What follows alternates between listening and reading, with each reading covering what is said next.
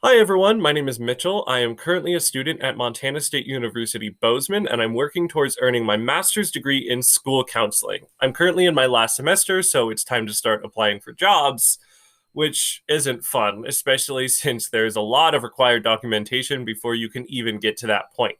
So, I'm applying to become a school counselor in another state, specifically California. So, if you're watching this video for California, congrats. And if you're watching this video for another state, hopefully I can still give you a little bit of help. So, I need to earn my Pupil Personnel Services credential, or my PPS credential, just to keep things nice and simple. And that process has been a lot of Googling. So hopefully this video can help you narrow down that Googling. I'm going to show you the required documentation that you need to apply for your PPS, how I found out that I need that documentation, and also how I got that documentation. So let's get started. First thing I did, of course, was Google how to become a school counselor in the state of California. Found this really helpful website. This right here, out of state counselor candidates. So out of state school counselors may apply for PPS credentials, bachelor's degree in addition to a 30 credit post baccalaureate degree in school counseling, accredited by the Council for the Accreditation of Counseling and Related Educational Programs. So for me, my program in school counseling is 48 credits. I have completed a field practicum that was 100 hours with 40 hours of direct service, and I'm currently in my internship, which is 600 hours with 240 hours of direct service. This is because my program is accredited by the Council of the Accreditation for Counseling and Related Educational Programs, CACREP, much easier to say. And that's not to say that if your program isn't CACREP accredited, that you can't become a counselor in the state of California. It's just a couple extra steps, which are super easy. I'm not really going to go into those in detail, but I'm pretty sure the main thing you need to do is get a letter of recommendation from someone at a California university verifying that your program is sufficient. Not 100% on that one, so definitely look it up. Okay, so yeah, the PPS, like I said, I am personally applying in California, but a lot of other states also require a Pupil Personnel Services credential. So if you're not applying in California, hang in there. I think this video can help you out a little bit. Okay, so I went to the Commission for Teaching Credentials from California and found this webpage here, how to submit a paper application. Unfortunately, if you are applying from out of state, you do have to submit a paper application, which is kind of a bummer because it takes much longer. As you can see here, we're currently processing applications received before the 1st of December in 2020. It is currently February of 2021. So, going to be a bit of a process, but we got it. Okay, so applicants applying directly to the commission should complete application form 41-4. So, step one, I'll show you what this looks like. Application for Credential Authorizing Public School Service. These first 5 pages are just instructions. I would recommend following those very closely just to make sure that you have everything filled out and correctly. And then when you get down here into the meat of everything, it's pretty simple. I highly recommend filling it out online just because you can use a PDF reader and type all this stuff in. My own personal application is completely typed. The only thing I wrote on it was my signature on the very last page. If you're really fancy, you probably don't even need to do that. So let's actually get into it. I'm not going to fill out this top part because it's all personal information and you don't need that. It's pretty self-explanatory. Fill out the required fields. Part 2, you're going to select new credential / permit because you're applying for a new credential. If you're not applying for a new credential, that's a completely different process, and this is not the video for you. So if you already have a license somewhere, you can stop watching. Okay, so this is a services credential. It's Pupil Personnel. And then when you move down here, you go to section 4, Pupil Personnel Services. Sometimes there's a little drop-down box. Yep, there we go. In counseling. So You don't need to fill out Part 5 unless you're getting the child development permit. Uh, Part 6, professional fitness questions. Now, personally, I haven't led an excited enough life to answer yes to any of these questions. So I filled out no for all of them. But if you do happen to answer yes to any of these, definitely read through all of them because, I mean, it's stuff like reckless driving. Like, you might not think that that would disqualify you from a job. It doesn't. I'm not saying it does. But you do have to answer yes, and it's just not something that you typically see on this sort of application. But anyway, if you answer yes to any of these, um, there's a separate form you have to fill out. Professional fitness explanation form. So yeah, you would just fill out that. It's also been recommended to me that when you do something like that, you submit a letter of explanation. I personally, I only know that because I thought that I had a reckless driving conviction because of an accident I was in, but turns out that was just a careless driving conviction. Completely different things. And yeah, not a big fan of ice on the roads. Okay. So, part 7, just agree, hopefully, that if you're going through a school counseling program, you know about being a mandatory reporter. Part 8, you do not have to fill out. And part 9, the very last part, you just fill it out and sign. Like I said, I signed mine after printing it out, which I would recommend, but, if you know how to sign it otherwise, I would not use DocuSign or anything, but, Okay, so that was part 1. And here's my part 1. I put it in these little plastic sheets because I'm very anxious about this manila envelope protecting all of my important documents. Yes, but I have filled everything out and stuck it here. Now, let's look at the next couple of parts.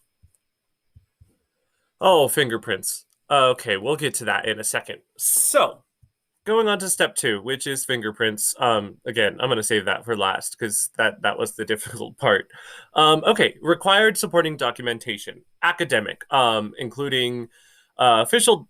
Yeah, this part is confusing, very difficult to read. So you just scroll down here and it will show you what you need.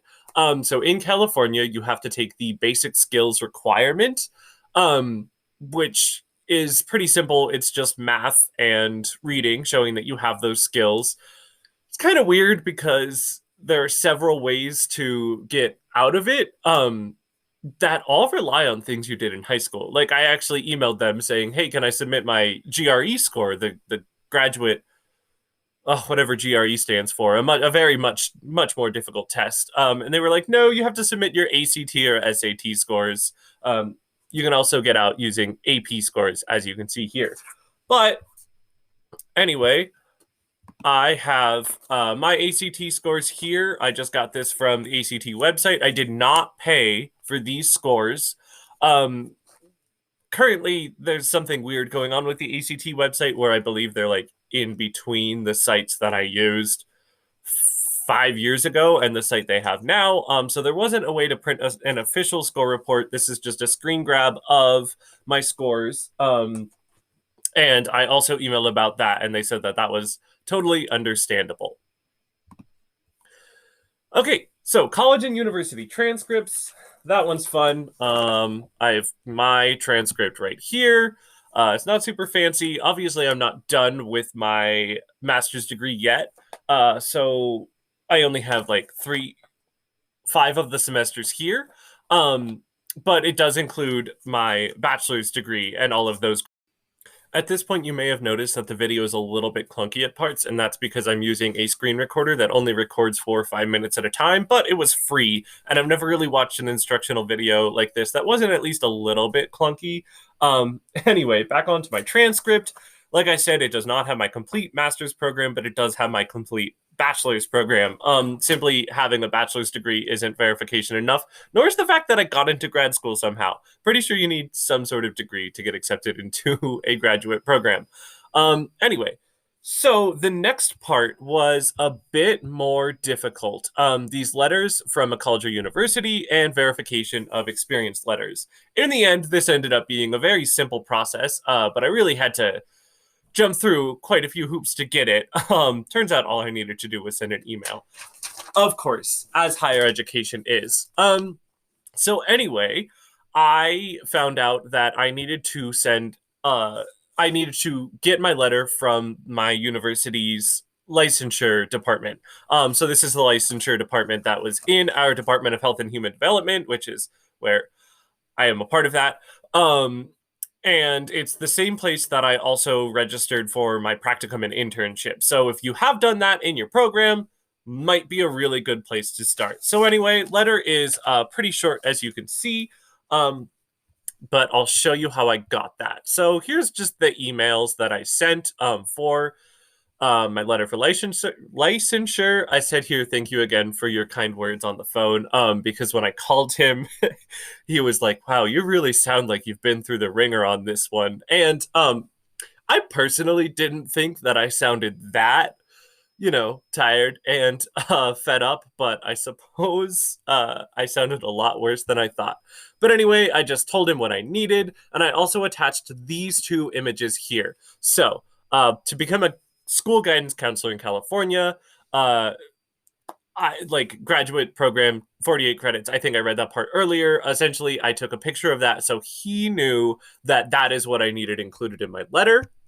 I also included this here. This is from the CTC website, letter verifying field experience, official university letterhead, and verify eligibility for equivalent credential authorization. What that means is that I will be qualified to get my school counseling license in the state of Montana. Actually, when I graduate, I would earn that if I was going through that process, but I'm not.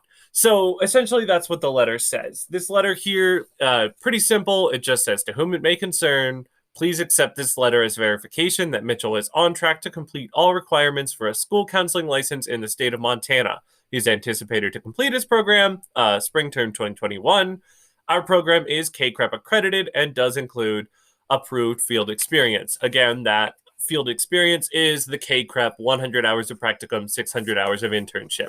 And as you can see, Montana State University, official letterhead. It's also got a little more official stuff on the bottom. Even though the letter itself doesn't look too fancy, it's a little bit off kilter. But I'm not complaining. So now on to the good stuff. The best part, fingerprints.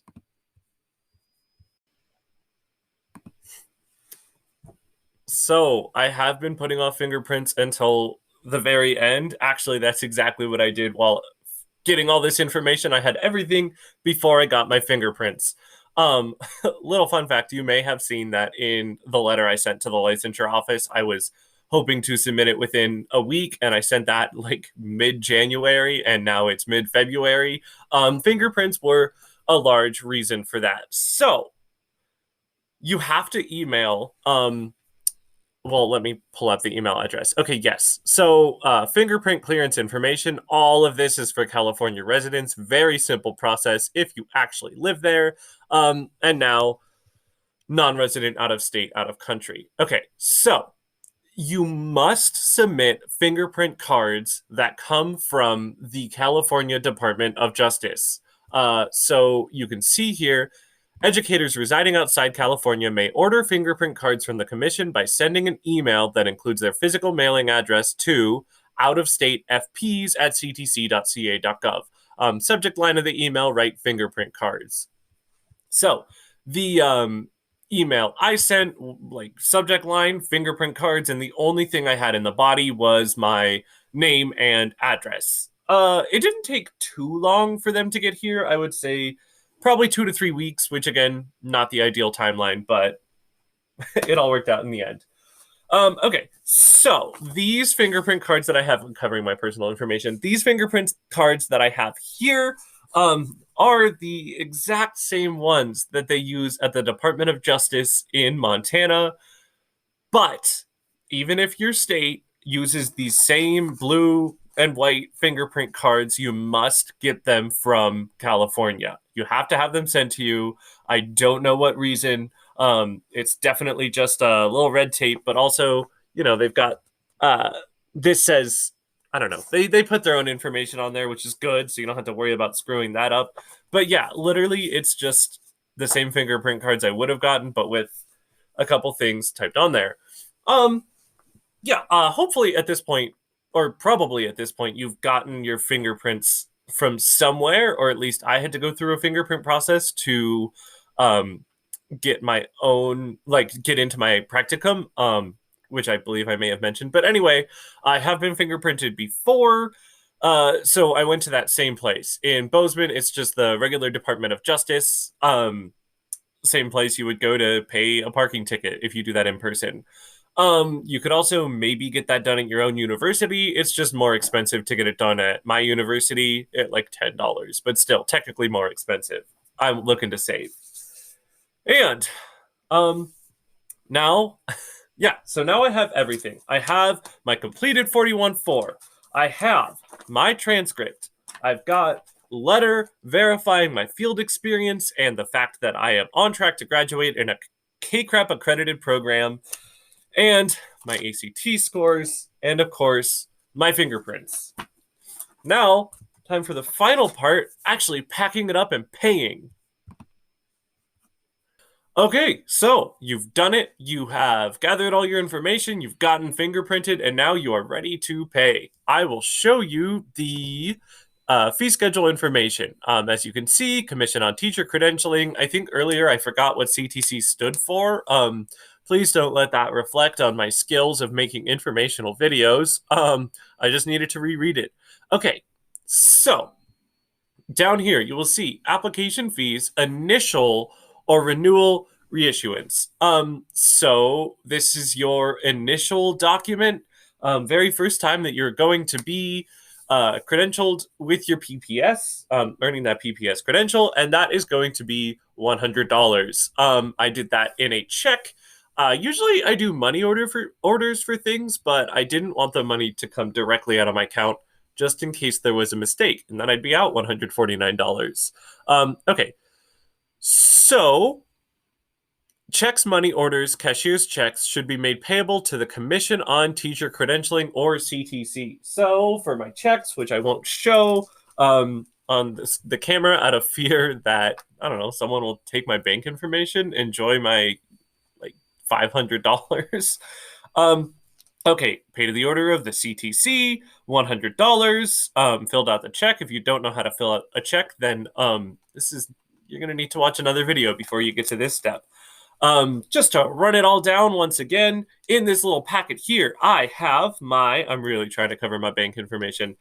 I have my 41-4, the form that you need to fill out, follow everything correctly.